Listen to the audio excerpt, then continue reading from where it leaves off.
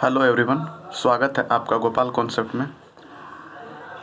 आज मैं साइंस का सीरीज लाया हूँ जिसमें मैं लगभग 80 क्वेश्चन कराऊँगा और वो बहुत ही इम्पोर्टेंट है।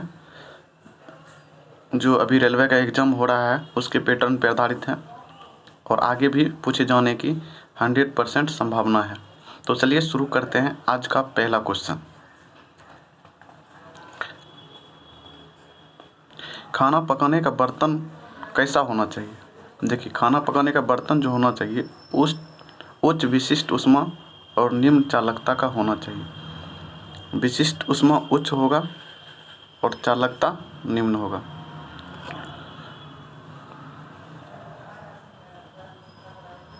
दूसरा क्वेश्चन देखिए, वायुमंडल में जलवाष्प की मात्रा का माप क्या कहलाता है? वायुमंडल में जो है जलवाष्प की मात्रा का माप आर्द्रता कहलाता है। क्या कहलाता है? आर्द्रता। तीसरा क्वेश्चन देखिए, शुष्क सेल है प्राइमरी सेल।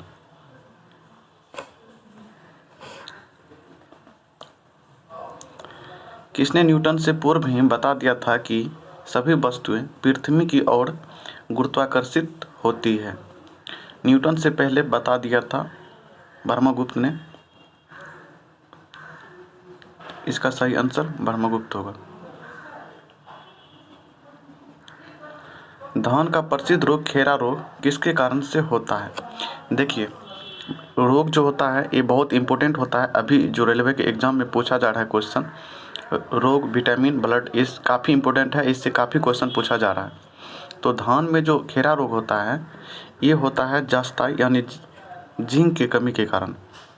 तो आपको हम बता देते हैं कि इसमें होता क्या है। चलिए थोड़ा दिखलाते हैं आपको।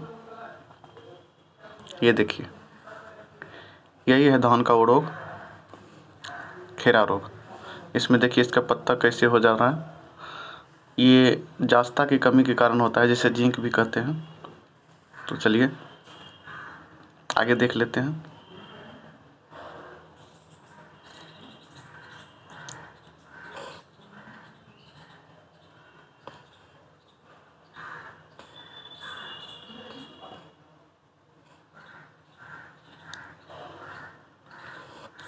देखिए, कौन सा प्रोटीन रक्त को थक्का जमाने में मदद करता है?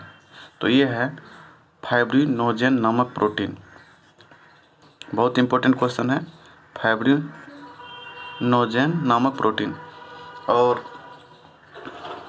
विटामिन में अगर बात किया जाए तो विटामिन के होता है, रक्त के थक्का जमाने में बहुत इंपॉर्टेंट रोल अदा करता है।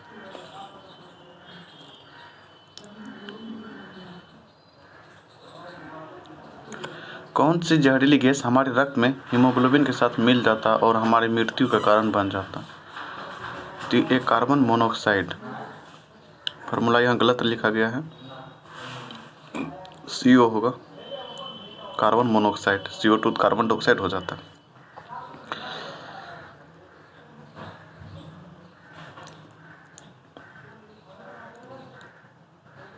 देखिए, झरने में जब जल ऊंचाई से गिरता है तो उसका ताप हो जाता है, बढ़ जाता है।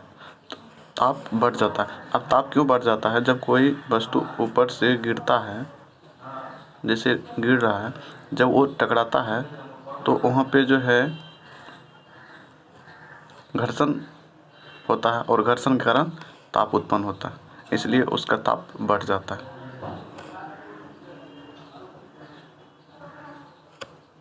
मासिक धर्म से ग्रसित लड़कियों को किस चीज़ की भोजन खाने की आवश्यकता होती है? लोहा और कैल्शियम। ऐसे लेडी में लोहा की कमी होती है पुरुष की अपेक्षा, जिस कारण से उसमें हेमोग्लोबिन भी थोड़ा कम होता है पुरुष की अपेक्षा। इसलिए लोहा और कैल्शियम की मात्रा लेने की आवश्यकता होती है। यूरिया को प्राय खाद की तरह प्रयोग किया जाता है क्योंकि वो स्रोत है। देखिए, सबसे इम्पोर्टेंट है कि यूरिया में खाद की तरह इसलिए प्रयोग किया तो उसमें नाइट्रोजन की मात्रा होती है। देखिए यूरिया में नाइट्रोजन परसेंटेज होता है 46%, जो आप याद रखिए, बहुत इम्पोर्टेंट है। ऊष्मा एक प्रकार की ऊर्जा है जिस कार्य में बदला जा सकता है, उसका प्रत्यक्ष प्रमाण सबसे पहले किसने दिया था? तो सॉरी, यहाँ रमफोर्ड है, यहाँ रदरफोर्ड होगा। देखिए केल्विन तापमापी में बर्फ का गलनांक होता है 0 डिग्री केल्विन। केल्विन कहा जाए गलनांक, तो गलनांक क्या होता है? इसको हम मेल्टिंग पॉइंट भी बोलते हैं। और मेल्टिंग पॉइंट इसलिए बोलते, मेल्टिंग पॉइंट किसे कहा जाता है? सबसे पहले ये जानिए कि मेल्टिंग पॉइंट वो बिंदु है जहाँ पे कोई भी ठोस द्रव अवस्था में परिवर्तित हो जाती है। तो ये 0 डिग्री केल्विन है।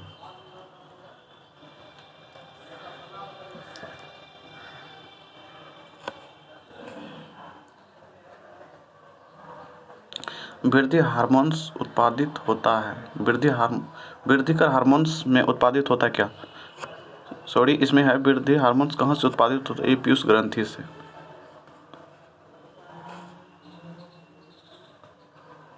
देखिए एक क्वेश्चन बहुत इंपॉर्टेंट क्वेश्चन है, युग्म तापमापी किस सिद्धांत पर आधारित होता है? तो ये सीबेक के सिद्धांत पर आधारित होता है। कोशिका के किस भाग को साइट ऑफ कंट्रोल कहा जाता है?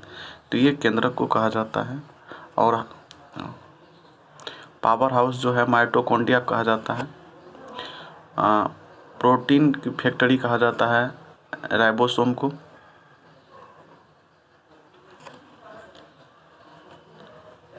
प्रोटीन की फैक्ट्री राइबोसोम को कहा जाता है।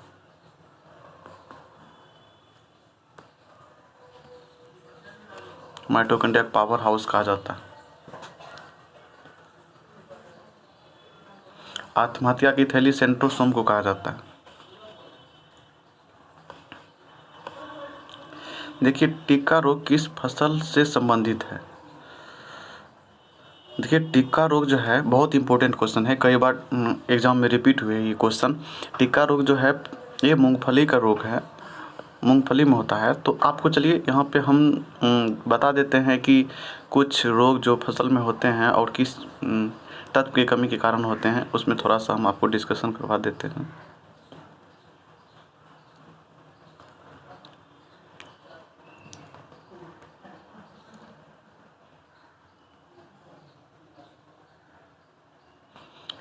यहाँ पे देखिए, थोड़ा ध्यान से देखिए। मूंगफली में टिक्का रोग होता है, ये फफूंद से होता है। ऐसे जान लीजिए पौधे में जो भी रोग होते हैं लगभग 90% रोग फफूंद से ही होते हैं। इससे पहले आपको हम बताए थे धान का खेरा रोग, ये जास्ते की कमी कारण होता है। गन्ना में लाल सड़न रोग फफूंद के कारण होते हैं। और गाजर में इगोटिक रोग फफूंद के कारण ही होते हैं। और धान में झोंका रोग भी होते हैं फफूंद कारण से। कपास में ब्लैक आर्म रोग होते हैं जीवाणु से। और नींबू में डाइबैक होते हैं कॉपर की कमी से। मटर में मार्स रोग होते हैं, मौसम मटर, मौसम मार्स रोग, मौसम मैग्नीज।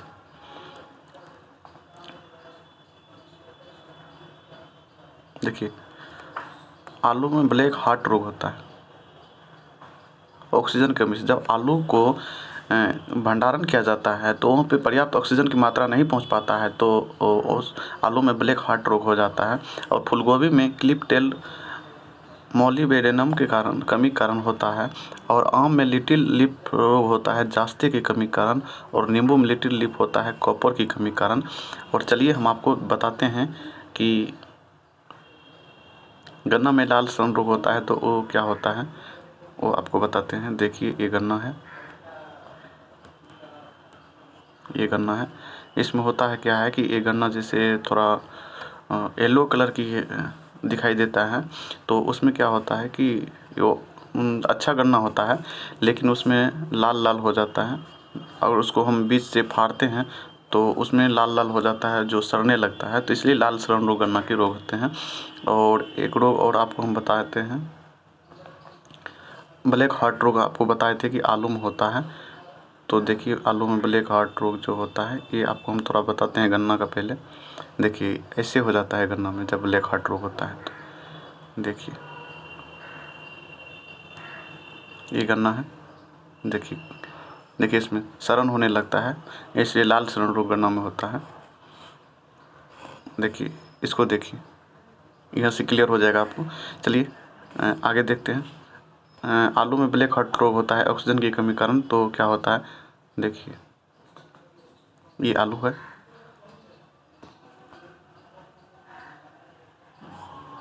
देखिए कैसे सड़ने लगा, इसी को ब्लैक हार्ट रोग कहते हैं। ऐसे आलू जो है ये तना वाला पौधा है, उसको तना बोलते हैं। तना में होता है नोड और इंटरनोड, नोड और इंटरनोड। जैसे थोड़ा थोड़ा गांठे पाया जाता है तना में, आदि में भी और हल्दी में भी देखिएगा आप थोड़ा थोड़ा गांठे पाया जाता है। तो ये तना का ही उदाहरण है। इसलिए क्वेश्चन अगर पूछा जाए कि नोड और इंटरनोड किस में होता है तो हम बोल देंगे कि तना में होता है। और तना का उदाहरण आलू, अदरक, हल्दी, ये सब आदि, ये सब जो है तना का उदाहरण है। और आपको एक और बताए थे कि एक केला का रोग भी बताए थे आपको। चलिए अभी हम आपको बता देते हैं केला के रोग के बारे में।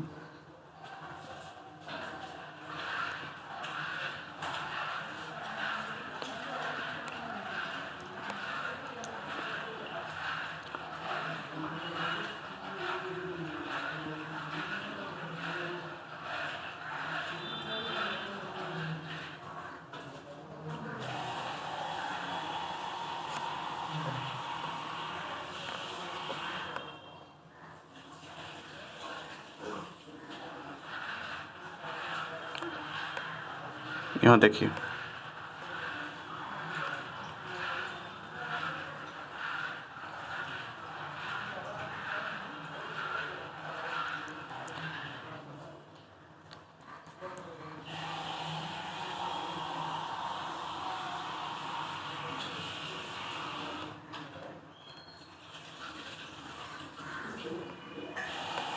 हाँ आपको बताए थे क्या, ये देखिए। हाँ यहाँ देखिए केला में आपको बताए थे कि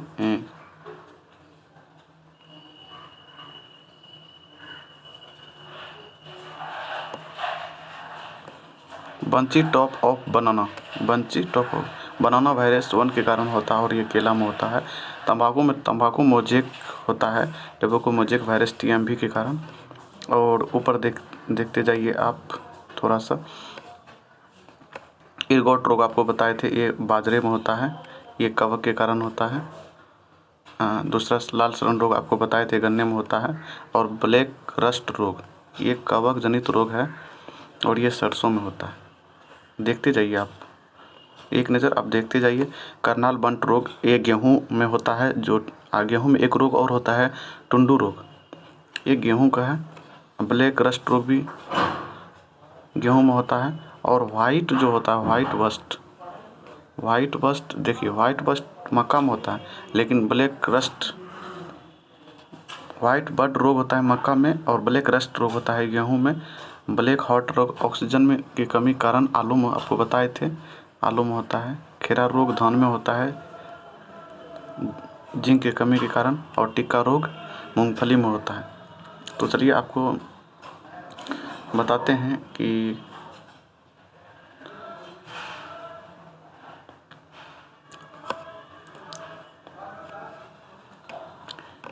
बंची टॉप ऑफ बनाना, केला में जो रोग होता है बनाना वायरस 1 के कारण, उसमें देख लीजिए कि आप क्या हो जाता है। ये देखिए बनाना का क्या हाल हो गया है। इस तरह की जो होता है। दूसरा आपको एक बताए थे ब्लैक हार्ट रोग, जो आलू में बताए थे ऑक्सीजन की कमी कारण होता है। उसमें देखिए कि आलू किस तरह से, आलू में सड़न हो जाता है और कीड़ी किस तरह की लगती है, ये देख लीजिए। तो इस तरह की जो है आप रोग याद कर लीजिए, 4 5 6 7 याद कर लीजिए, जो बहुत इंपॉर्टेंट है, frequently asked in all exam, जो काफ़ी पूछा जा रहा है और पूछता भी है।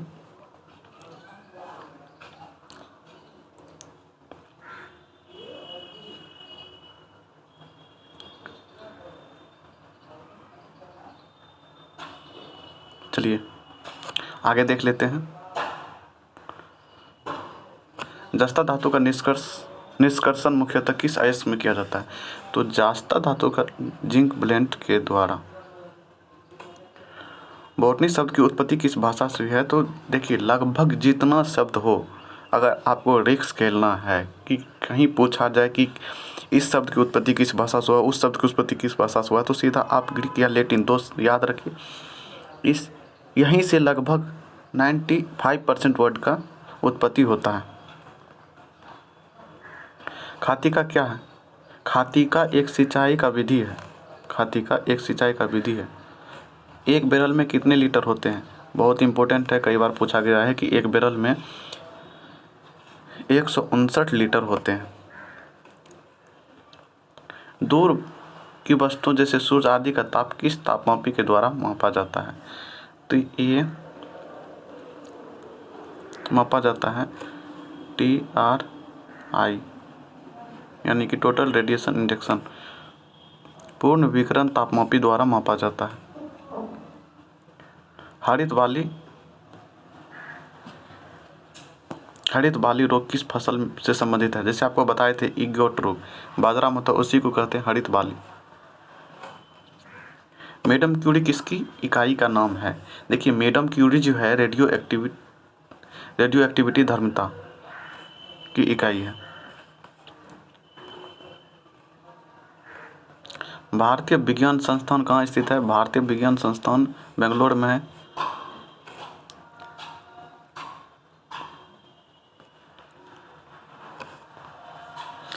किस रंग की तरंगदैर्घ्य सबसे कम होती है? देखिए तरंगदैर्घ्य आपको थोड़ा सा बता देते हैं। मैं चलिए एक पेज ले लेता हूँ, आपको बता देता हूँ तरंगदैर्घ्य के बारे में।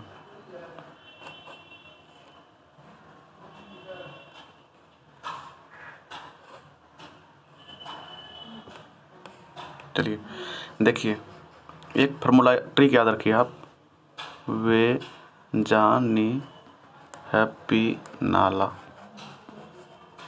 देखिए इंद्रधनुष में 7 रंग होते हैं, ये बैगनी, जामुनी, नीला, हरा, पीला, नारंगी और लाल। देखिए जब लाल से इधर आइएगा तो तरंगदैर्घ्य घटेगा, लेकिन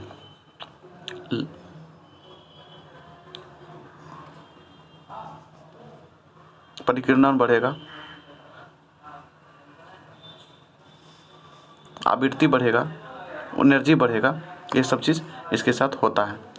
तो चलिए देख लेते हैं। तो सबसे कम तरंगदैर्घ्य किसका? बैगनी का होगा।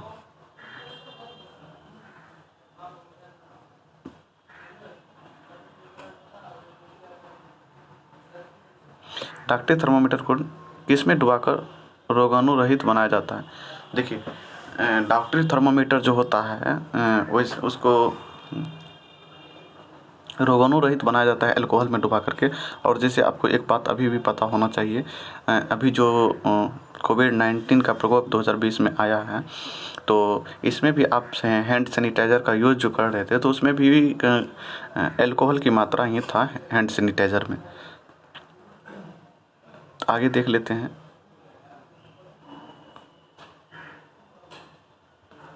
सूर्य से पृथ्वी पर किस प्रकार के संचार के माध्यम से आती है? सूर्य की ऊष्मा पृथ्वी पर किस संचार के माध्यम? देखिए एक होता है संवहन, एक होता है विकिरण और एक होता है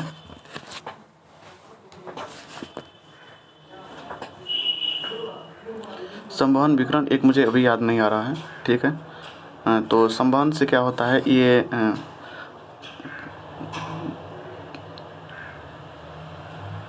ठोस और ये लिक्विड और गैस में होता है संवहन के द्वारा। इसमें मॉलिक्यूल्स की गति होती है और विकिरण जो होता है, और सॉरी, एक चालन होता है, चालन चालन। तो विकिरण जो होता है वो सूर्य से आती है, पृथ्वी पर विकिरण के माध्यम से पहुंचता है। और चालन जैसे लोहा को गर्म करते हैं, ठोस में चालन होता है और द्रव और गैस में संवहन होता है। देखिए, पृथ्वी पर विकिरण के माध्यम से ऊष्मा आती है, लेकिन पृथ्वी गर्म जो होता है वो संवहन के माध्यम से होता है। तो चलिए हम आपको बता देते हैं, ऊष्मा 3 प्रकार से प्रसार होता है ऊष्मा का, एक संवहन, एक विकिरण, एक चालन। चालन के द्वारा ठोस में होता है, संवहन के द्वारा द्रव और गैस में होता है, और विकिरण के द्वारा इसको किसी माध्यम की आवश्यकता नहीं होती है। इसलिए ये जो है सूर्य से आने वाला जो ऊष्मा होता है वो विकिरण के माध्यम से होता है, और ये विकिरण के माध्यम से गर्म होता है, आता है। लेकिन पृथ्वी जो गर्म होती है वो संवहन के माध्यम से गर्म होती है। तो चलिए आगे देख लेते हैं, पादप रोग का सबसे उत्तरदायी कारण कौन सा है। देखिए, हम आपको पहले ही बताए थे, पादप रोग में 95% जो उत्तरदायी कारण होता है वो फफूंदी होता है। तो चलिए यहाँ से आप फंगस को याद रख लीजिए, हम आपको पहले ही बता चुके हैं, फफूंदी होता है। कैमरे में रखे रेफ्रिजरेटर का दरवाज़ा अगर खोल दिया जाता है तो कैमरे का तापमान हो जाएगा, देखिए कैमरे का तापमान बढ़ जाएगा। होता क्या है कि यहाँ पे एक लॉजिक को समझिए आप। होता ये है कि आपको, चलिए एक पेज लेकर के आपको समझा देते हैं होता क्या है। देखिए, टेम्परेचर जो है, टेम्परेचर का चालन कैसे होता है। जैसे मान के चलिए यहाँ 20 डिग्री सेंटीग्रेड है और यहाँ 30 डिग्री सेंटीग्रेड है। तो टेम्परेचर हर वक्त, ये इसका प्रॉपर्टी है टेम्परेचर का, ये जो है हाई टेम्परेचर से लो टेम्परेचर की ओर जाता है। तो हाई टेम्परेचर से लो टेम्परेचर की ओर जाएगा, तो हाई टेम्परेचर की ओर लो टेम्परेचर की ओर जाएगा, हाई से लो की ओर। अगर आप प्रेशर की बात करिएगा तो प्रेशर की बात करिएगा जो लो प्रेशर से हाई प्रेशर की ओर जाता है। तो जहाँ टेम्परेचर हाई होगा वहाँ प्रेशर लो होगा, जहाँ प्रेशर लो होगा वहाँ टेम्परेचर हाई होगा। तो आपको बता दें कि यही कारण होता है कि अगर रेफ्रिजरेटर में तो कोल्ड होता है, अगर हम वहाँ टेम्परेचर कम होता है, अगर उसके हम दरवाज़े को खोल देते हैं तो बाहर का जो हाई टेम्परेचर होता है वहाँ पे आ जाता है, जिसके कारण तापमान बढ़ जाता है। देखिए, मानव शरीर में सबसे बड़ी ग्रंथि कौन है। मानव शरीर की सबसे बड़ी ग्रंथि यकृत है, और मानव शरीर के सबसे अंतःस्रावी ग्रंथि पूछा जाए, अगर अंतःस्रावी ग्रंथि सबसे बड़ी अंतःस्रावी ग्रंथि तो वो अग्नाशय है। और ओवरऑल पूछा जाए सबसे छोटी ग्रंथि तो वो पीयूष ग्रंथि है, जिसे प्यूटरी ग्लैंड भी कहते हैं। समुद्र पृथ्वी की सतह पर लगभग कितने प्रतिशत घिरे हुए हैं। समुद्र जो है पृथ्वी की सतह पर लगभग, देखिए ये पृथ्वी आपको बता देते हैं, ये पृथ्वी है, ये इक्वेटर है, और ये नॉर्थ सेमीस्फीयर, साउथ हेमीस्फीयर है, यानी कि उत्तरी गोलार्ध, दक्षिणी गोलार्ध है। तो ओवरऑल पृथ्वी की बात किया जाए तो इसका जो है 71% जल से घिरा हुआ, और 29% ही सिर्फ है जो स्थल भाग है। आप सोच सकते हैं कि पूरा पृथ्वी पर 71% जल ही जल है। अब द्रव को मिलने से गलनांक पर क्या प्रभाव पड़ता है। देखिए, अब द्रव को मिलने से गलनांक पर क्या प्रभाव पड़ता है, तो गलनांक घट जाता है, गलनांक घटता है। अब द्रव क्या होता है कि अब अशुद्धि भी कह सकते हैं कि मिलने से क्या होता है, गलनांक घट जाता है। अब गलनांक घटने का क्या मतलब होता है। गलनांक घटने का मतलब ये नहीं होता कि गलना बंद हो जाए। गलनांक घटने का मतलब ये होता है कि अगर गलनांक 0 डिग्री सेंटीग्रेड पे होता था तो अब गलनांक जो है उससे पहले हो जाएगा, यानी -1 -2 पे ही कहीं हो जाएगा, गलनांक होना शुरू हो जाएगा। यानी अब द्रव को मिलाने से या अशुद्धि को मिलाने से गलनांक घटता है। तो आपको याद रखना है, गलनांक घटने का मतलब गलनांक नहीं होगा मतलब नहीं होता। गलनांक घटने का मतलब ये होता है कि अगर कोई ठोस है और 0 डिग्री पे गल रहा है तो 0 से पहले ही गलना शुरू हो जाएगा।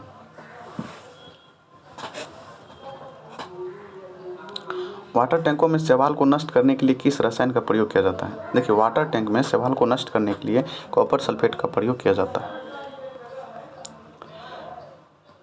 इंद्रधनुष में कितने रंग होते हैं। हम आपको पीछे ही बताए थे कि इंद्रधनुष में 7 रंग होते हैं, जैसे वेजानी, है पीनाला से आप याद रख सकते हैं।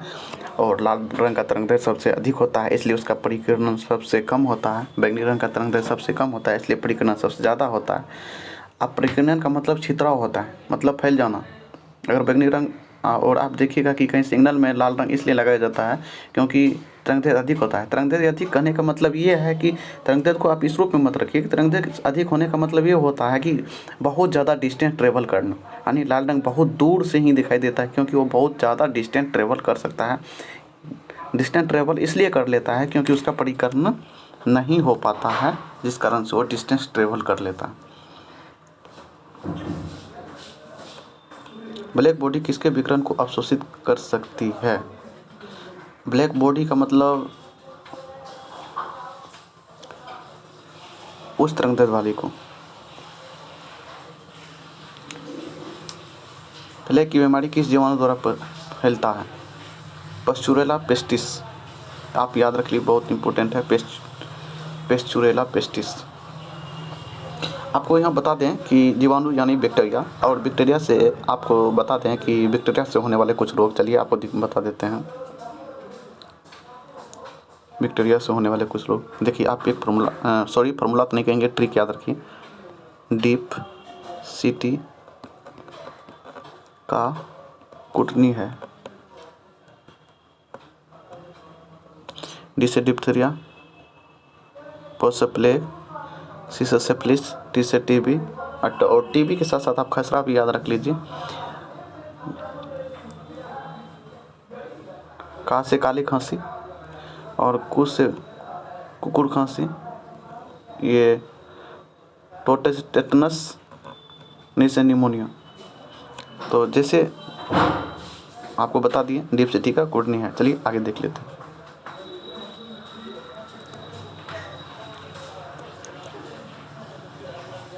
किस ताप पर संग्रहित करने पर भोजन महीनों तक खराब नहीं होता है? तो ये एक मानक टेम्परेचर निर्धारित किया गया है कि 18 डिग्री सेंटीग्रेड पर अगर कोई भोजन को रखेंगे तो वो महीनों तक खराब नहीं होगा। सेकेंड पेंडुलम का आवर्तकाल कितना होता है? देखिए सेकेंड पेंडुलम का आवर्तकाल, सॉरी एक क्वेश्चन हमको डॉट लग रहा है, सेकेंड पेंडुलम का आवर्तकाल कितना होता है? सॉरी ये क्वेश्चन जो है मुझे गलत लग रहा है, तो इसलिए अभी इसको हम छोड़ देते हैं, आगे चलते देखिए। पेड़ की पत्तियों में पाया जाने वाला हरा पदार्थ क्या कहलाता है? ये क्लोरोफिल कहलाता है, और क्लोरोफिल क्लोरोप्लास्ट में होता है। क्लोरोप्लास्ट में क्लोरोफिल होता है, और उसमें जो एक धातु होता है मैग्नीशियम। ये बहुत ही इंपॉर्टेंट क्वेश्चन है, आप याद रखिए। एक ही क्लोरोफिल क्लोरोप्लास्ट में मैग्नीशियम होता है। चलिए आगे देखते हैं। चौलाई और घास किस प्रकार के पौधे होते हैं? ये खरपतवार होते हैं। चौलाई और घास किस प्रकार के पौधे होते हैं? ये खरपतवार होते हैं। देखिए हम आपको फास्ट इसलिए बता रहे हैं कि आप रिवीजन कर लीजिए आप कुछ इम्पोर्टेंट क्वेश्चन का, जिससे काफ़ी इम्पोर्टेंट क्वेश्चन है जो आपको एग्जाम में काफ़ी मदद मिलेगा। वो पौधा कौन सा है जो ऑक्सीजन की अनुपस्थिति में शोषण कर सकता है? कोलेरेला। देखिए प्रकाश का रंग मूल रूप से निर्भर करता है, तो प्रकाश का रंग जो होता है मूल रूप से निर्भर करता है तरंगदैर्घ्य पर। जिसका तरंगदैर्घ्य जितना अधिक होगा वो प्रकाश उतना ही गाढ़ा होगा।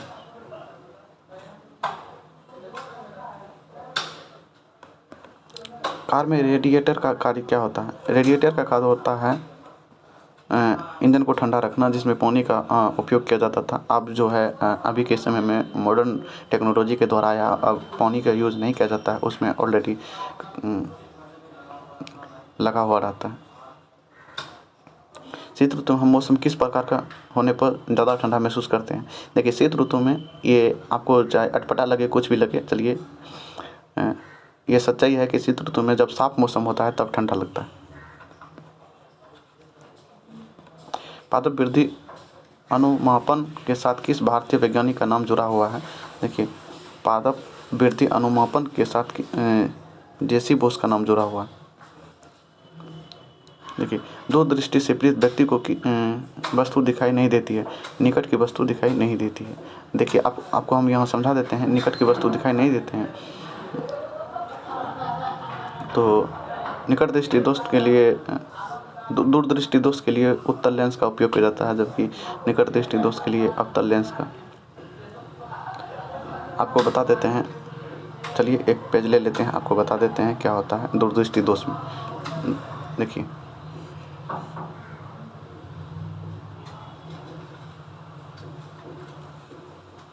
ये आँख है। चलिए यहाँ पे कोई लाइट पड़ा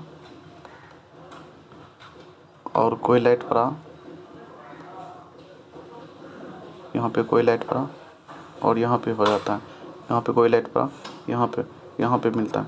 तो देखिए, रेटिना पे प्रतिबिंब भी बनना चाहिए, लेकिन रेटिना से दूर बन रहा है, यानी कि बस दूरदृष्टि दोष में दूर की वस्तु दिखाई देगा, निकट बनता तो निकट की वस्तु दिखाई देता। इसलिए इसमें उत्तल लेंस का उपयोग किया जाता है दूरदृष्टि दोष में, और निकट दृष्टि दोष में अवतल लेंस का।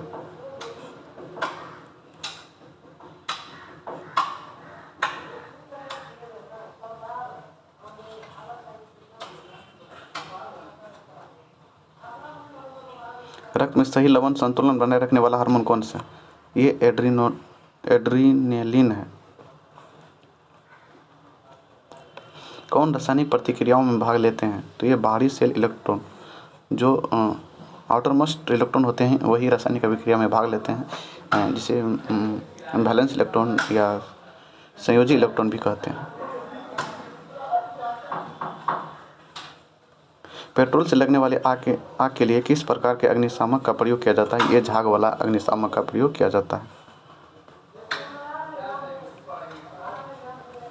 किताब के ऊपर रखे किसी लेंस को ऊपर उठाने पर यदि मुद्रित अक्षरों का आकार बढ़ता हुआ दिखाई देता है, जैसे जैसे हम लेंस को ऊपर उठाएंगे तो आकार बढ़ता हुआ प्रतीत होता है, इसका मतलब वो लेंस उत्तल है। सब्जियों फलों के छिलकों बची हुई खाद्य सामग्री